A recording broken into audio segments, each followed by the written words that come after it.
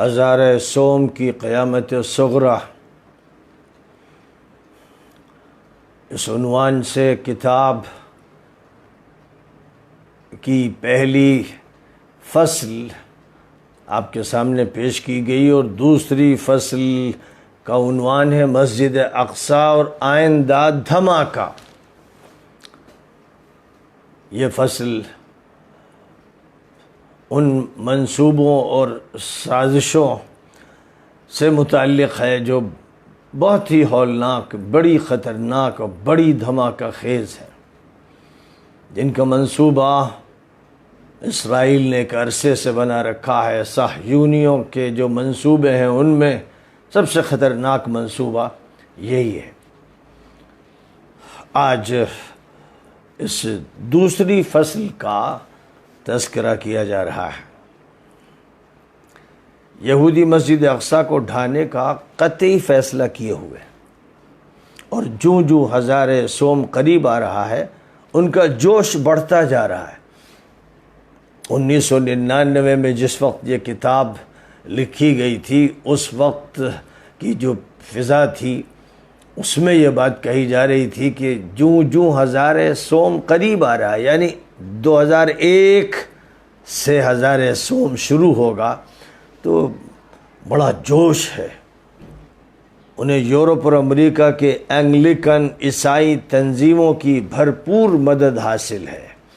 اس وقت امریکہ اور پورا یورپ اینگلیکن عیسائیوں کے چنگل میں آ گیا ہے۔ دوسرے الفاظ میں یوں کہیے کہ زائونسٹ کے پوری طرح چنگل میں ہے۔ ان حالات میں مسجد اقصیٰ شدید خطرے سے دوچار ہے، جبکہ عرب اور عام مسلمان چھوٹے چھوٹے مسائل میں الجھے ہوئے ہیں۔ بہت سے شواہد اور دلائل بتا رہے ہیں کہ مسجد اقصیٰ کا مسئلہ متعدد دینی مسائل کے درمیان مرکزی حیثیت اختیار کرتا جائے گا، اور شرق اوسط میں اسی بنیاد پر سیاسی اور عسکری صورتحال کی تشکیل ہوگی۔ یہ اب ان امور میں سے نہیں جو بہت طویل عرصے میں پیش آئیں گے، بلکہ ایسا لگتا ہے واللہ عالم کہ مستقبل قریب میں حالات اس رخ پر بڑھتے چلے جائیں گے۔ یہ مسئلہ اب صرف فلسطین کے مسلمانوں اور دیگر باشندوں کے ساتھ محدود و مخصوص نہیں رہ سکے گا، بلکہ وہ اپنی لپیٹ میں دنیا کے سینکڑوں ملین مسلمانوں اور عیسائیوں اور یہودیوں کو لے لے گا۔ کیا یہ مبالغہ آرائی ہے؟ نہیں، یہ وہ حقائق ہیں جن سے ہمیں تغافل نہیں کرنا چاہیے۔ آئندہ سطور میں جن اسباب کا تذکرہ کیا جا رہا ہے وہ اس کی دلیل فراہم کرتے ہیں۔ نمبر 1، پوری دنیا کے یہودی صرف اسرائیل کے ہی نہیں، ہزارہ سوم کے آغاز کے ساتھ خاکم بدہن مسجد اقصیٰ کو ڈھانے و مسمار کرنے کی سازشوں میں زمانے کی سوئی کا مقابلہ کر رہے ہیں۔ ہزارہ سوم کی ابتدا شہر القدس اور عظیم مملکت اسرائیل کے وجود اور 3000 سال گزرنے کی تقریبات منانے سے مربوط ہے۔ جنہیں یاد نہیں، انہیں یاد دلایا جاتا ہے کہ جب ہزارہ سوم کا آغاز تھا سن 2000 میں ملینیم کی زبردست تقریبات امریکہ میں، پورے یورپ میں اور اسرائیل میں منائی گئی تھی۔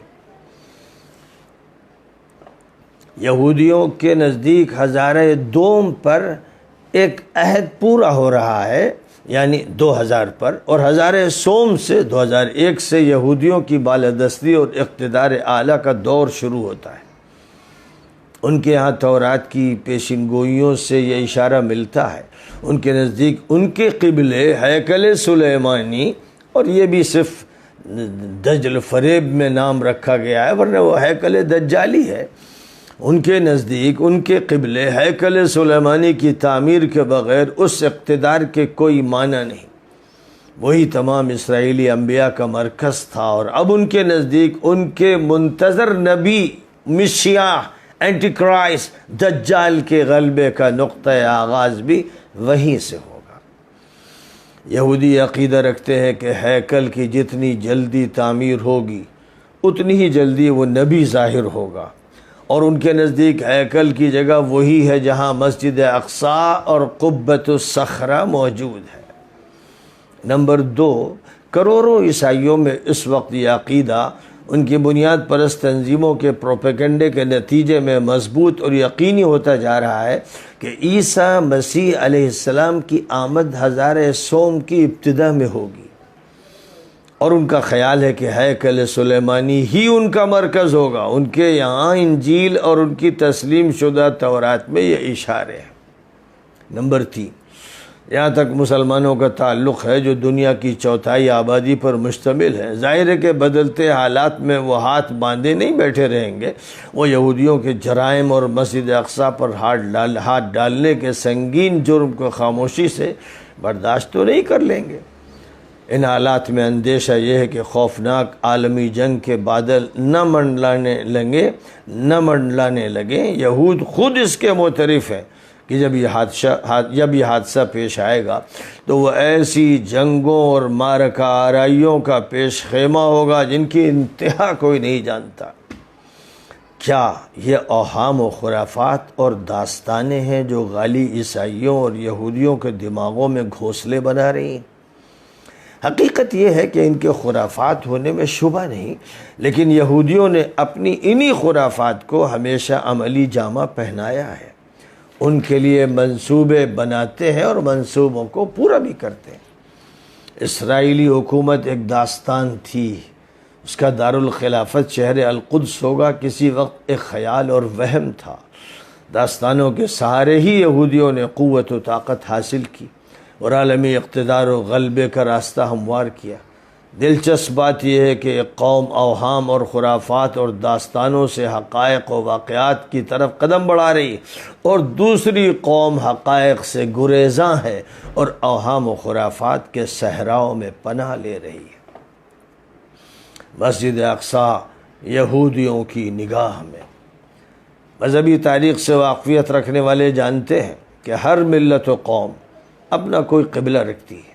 یہودی اس بات کے قائل ہیں کہ سرزمین قدس میں حضرت ابراہیم نے جو عبادت گاہ بنائی تھی اور جس کی تجدید و تکمیل حضرت سلیمان نے اپنے دور میں کی تھی، جس کو وہ ہیکل سلیمانی کہتے ہیں، ان کا قبلہ ہے۔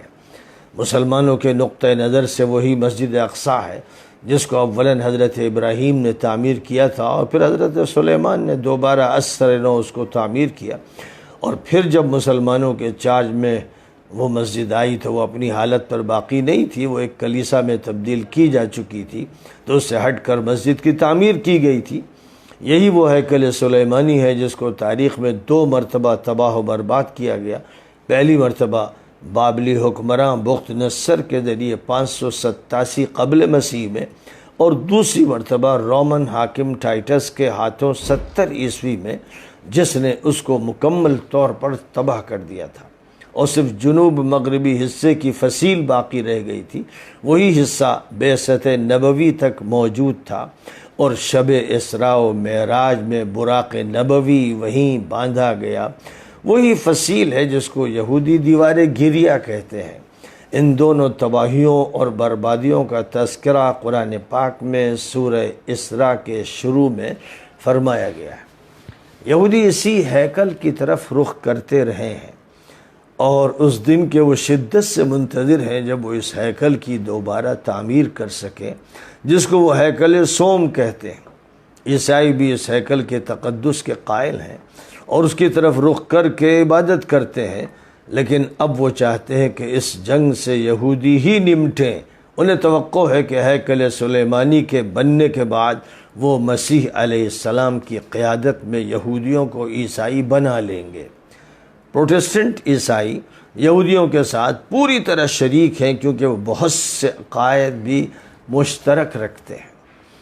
یہودیوں کو گزشتہ 2000 سال میں تعمیر ہیکل کا موقع نہیں مل سکا۔ اب اس صدی میں فلسطین پر قبضہ کرنے کے بعد وہ اس خواب کو شرمندہ تعبیر کرنے کی پوزیشن میں ہے۔ 1967 کی جنگ کے بعد سے شہر قدس ان کے تصرف میں ہے اور مسجد ان کے زیر نگرانی ہے۔ مسجد کو شہید کرنے کی جرات کھلم کھلا وہ نہیں کر پا رہے ہیں، اس لیے مسلسل سازشوں اور ریشہ دوانیوں میں لگے ہوئے ہیں اور مناسب وقت کے انتظار میں۔ کیا یہودی مسجد اقصیٰ شہید کرنے میں کامیاب ہو جائیں گے؟ ہمارے پاس کوئی ایسی دلیل قرآنی اور حدیثی نہیں ہے جس سے یہ معلوم ہوتا ہو کہ مسجد اقصیٰ کو مسمار کرنا ناممکن ہے، اور نہ یہ ضروری ہے کہ فتن اور ملاحم کی حدیثوں میں ہر واقعہ بیان کر دیا گیا ہو۔ کتنے بڑے بڑے واقعات تاریخ میں پیش آتے رہے ہیں جن کا تذکرہ احادیث و قرآن میں کہیں نہیں ہے، اور اگر حضور صلی اللہ علیہ وسلم نے بیان کیا ہو تو ذخیرہ احادیث میں محفوظ نہیں ہے۔ کعبہ مقدسہ کو حجاج کے زمانے میں شہید کیا گیا، حالانکہ اس کا ذکر کہیں قرآن و حدیث میں نہیں آیا تھا۔ حجر اسود باطنیوں نے نکال لیا تھا اور اسے بحرین لے گئے تھے، جہاں وہ کئی سال ان کے قبضے میں رہا، حالانکہ اس کا ذکر بھی کتاب و سنت میں نہیں۔ اس لیے کسی کو یہ دلیل نہیں دینی چاہیے کہ کتاب و سنت میں فلاں بات کا تذکرہ نہیں ہے، بلکہ اسباب و مسببات کا قانون ہی اصل ہے جو اس دنیا میں کار فرما ہے۔ حالات و واقعات کا مشاہدہ اس کا شاہد ہے کہ عیسائیوں اور یہودیوں نے اس صدی میں جس طرح لگاتار مادی اسباب اختیار کیے اور ہر سطح پر کوششیں کی، مسلمان حکمرانوں نے اس عرصے میں کوئی ادنا جد و جہد نہیں کی۔ اگر مسجد اقصیٰ شہید کر دی گئی تو کیا ہوگا؟ میرا خیال ہے کہ خدا نخواستہ اگر یہ حادثہ پیش آیا تو بہت سے لوگ فتنے میں مبتلا ہوں گے۔ وہ کہیں گے کیسے ہو سکتا ہے کہ جس مسجد کا تذکرہ قرآن میں آیا ہے اور احادیث میں تواتر سے اس کی فضیلت بیان کی گئی ہے وہ یہودی کلیسا بن جائے۔ ایسے لوگوں کو یہ نہ بھولنا چاہیے کہ تاریخ میں اس مسجد پر وہ دور بھی گزرا ہے جب اس کے میناروں پر عیسائیوں کی صلیب نصب تھی۔ اس وقت بھی اس کی شرعی و قانونی حیثیت برقرار تھی، اس کو تثلیث سے ملوث کیا گیا، پھر وہ توحید کے دائرے میں آ گئی۔ مسجد تھی اور مسجد رہے گی، خواہ اس کی عمارت رہے یا نہ رہے۔ ٹائٹس کے زمانے میں جب مسجد شہید کی گئی تو اس کی تعمیر پھر خلیفہ ثانی حضرت عمر رضی اللہ تعالی عنہ کے زمانے میں ہی ہو سکی، اور حضرت عمر جب بیت المقدس تشریف لائے تو ساتھ میں کعب الاحبار بھی تھے۔ انہوں نے بتایا کہ حضرت داؤد کے نماز پڑھنے کی جگہ یہاں تھی۔ وہیں پر حضرت عمر نے ایک سادہ سی مسجد تعمیر کروائی۔ پھر ولید ابن عبد الملک کا زمانہ آیا تو اس کی شاندار تعمیر کی گئی جو آج تک موجود ہے۔ حدیث میں یہ ضرور موجود ہے کہ دجال 4 مقامات پر داخل نہ ہو سکے گا: مسجد حرام، مسجد نبوی، مسجد اقصیٰ اور طور پہاڑ کا علاقہ۔ اس سے اشارہ ملتا ہے کہ مسجد یا تو محفوظ رہے گی یا اگر خدا نخواستہ اسے شہید کیا گیا تو پھر دوبارہ اس کی تعمیر ہوگی، یا مسجد سے اس کے ارد گرد کا علاقہ مراد ہے۔ حادثہ واقع ہونے پر یہودی کیا کریں گے؟ ظاہر ہے کہ یہودی ایسے کسی حادثے کے خود ہی ذمہ دار ہوں گے اور جلد از جلد ہیکل سلیمانی کی تعمیر کرنا چاہیں گے۔ یہودیوں نے متوقع حادثے کے مابعد کی تیاریاں مکمل کر رکھی ہیں۔ مقبوضہ فلسطین میں اس وقت 120 یہودی تنظیمیں ہیں جن کو اسرائیل میں بھی شدت پسند قرار دیا جاتا ہے۔ ان میں تقریباً 25 تنظیمیں ایسی ہیں جن کا موضوع ہی مسجد اقصیٰ کی شہادت اور ہیکل کی تعمیر ہے۔ ان تنظیموں کے فیڈریشن اور یونین بھی ہیں، جن میں ایک القدس لیگ ہے جو چند متشدد یہودی تنظیموں کا مجموعہ ہے۔ انہی تنظیموں نے نتنیاہو سابق اسرائیلی وزیر اعظم پر دباؤ ڈال کر 1417 مطابق 1996 میں مسجد اقصیٰ کے نیچے سے ایک سرنگ نکلوائی۔ یہ بدماش اس وقت وزیر اعظم تھا اور پھر آج یہی منحوس، یہی شقی و بدبخت وزیر اعظم ہے۔ ان تنظیموں نے 1967 سے 1990 تک 40 سے زیادہ پرتشدد کارروائیاں مسجد اقصیٰ کو نقصان پہنچانے کی میڈرڈ اور اوسلو کے معاہدوں کے بعد 100 کارروائیاں مزید ہوئیں، جن میں 72 کارروائیاں اوسلو معاہدے کے بعد سے 1958 1998 کے ماہ جون تک کی گئی۔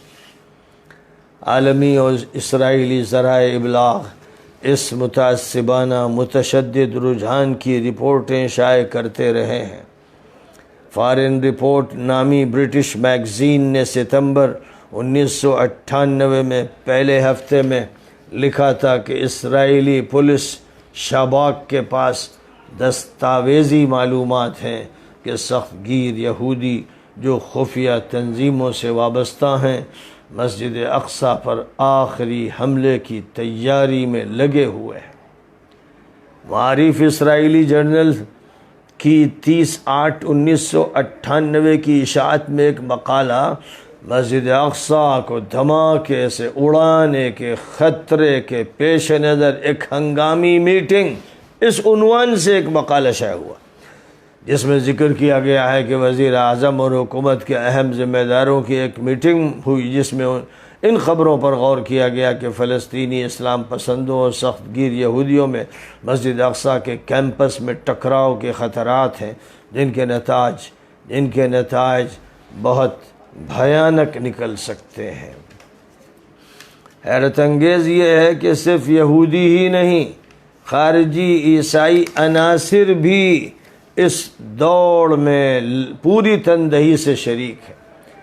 یدیعوت احرونوت نامی اسرائیلی اخبار کی اشاعت 3/9/1998 میں یہ خبر شائع ہوئی تھی کہ اسرائیلی پولیس نے 2 اطالوی عیسائی سیاحوں کو گرفتار کیا جو ابدی شہر میں ہزارے سوم کے آغاز سے پہلے ایک مقدس مہم سر کرنے آئے تھے۔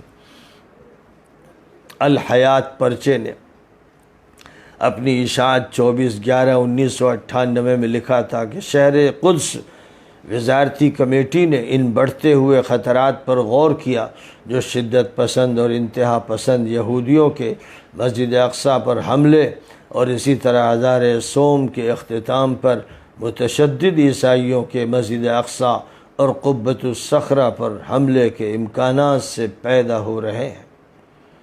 قدس کے SSP یائر متسیحا کا کہنا ہے کہ ایک عیسائی فرقے کے کچھ ممبران جو اپنے کو سنجیدہ عیسائی کہتے ہیں اپنے ملک میں اپنی جائیداد وغیرہ فروخت کر کے اسرائیل آئے تاکہ اپنے رہنما جونٹ ملر کے بعض احکامات کی تنفیذ کریں، جس نے یہ اعلان کر رکھا تھا کہ وہ سرزمین قدس میں جلد ہی انتقال کر جائے گا۔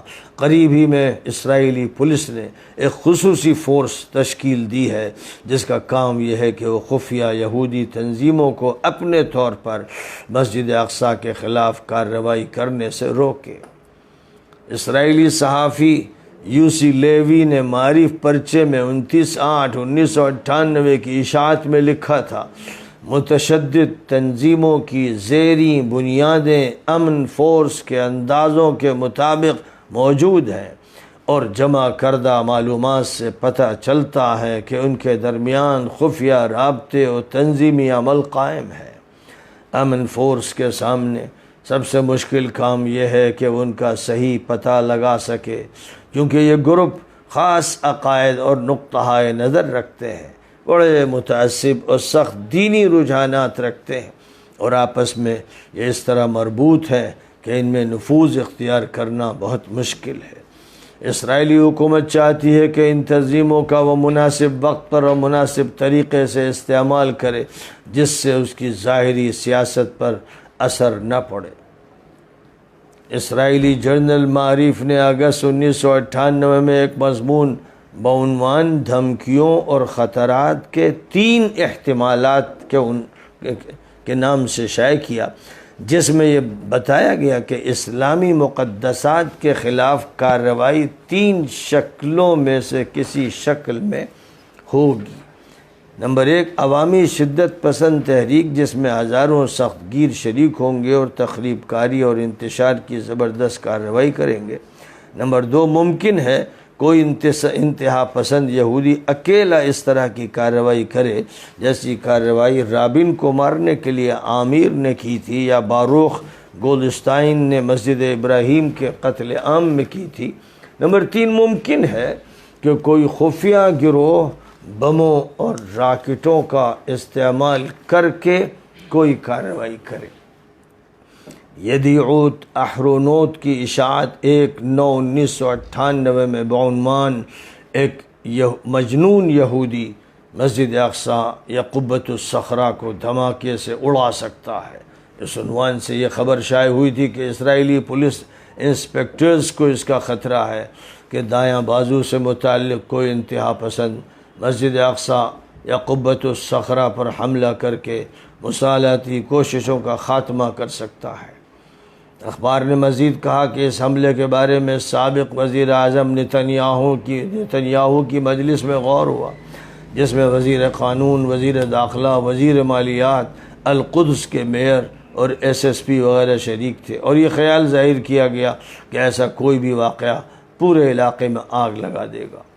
چوتھی شکل میرے نزدیک یہ بھی ہو سکتی ہے کہ مسجد اقصیٰ کی بنیادوں کو کمزور کیا جاتا رہے اور زمین اس کے نیچے سے سرنگوں کے بہانے ہٹائی جاتی رہے، یہاں تک کہ کسی طبعی زلزلے یا مصنوعی دھماکے سے عمارت زمیں بوس ہو جائے اور پھر بات قضا و قدر کی ٹھہرے اور تعمیر ہیکل کی شروع ہو جائے۔ بہرحال مسئلہ شدت پسند تنظیموں کا ہی نہیں، حکومت اسرائیل بھی یہی چاہتی ہے۔ بن گورین نے کہا تھا، پھر مناہیم بیگن نے بھی اس کو بار بار دہرایا تھا، قدس کے بغیر اسرائیل کی کوئی قیمت نہیں اور قدس کی ہیکل کے بغیر کوئی حیثیت نہیں۔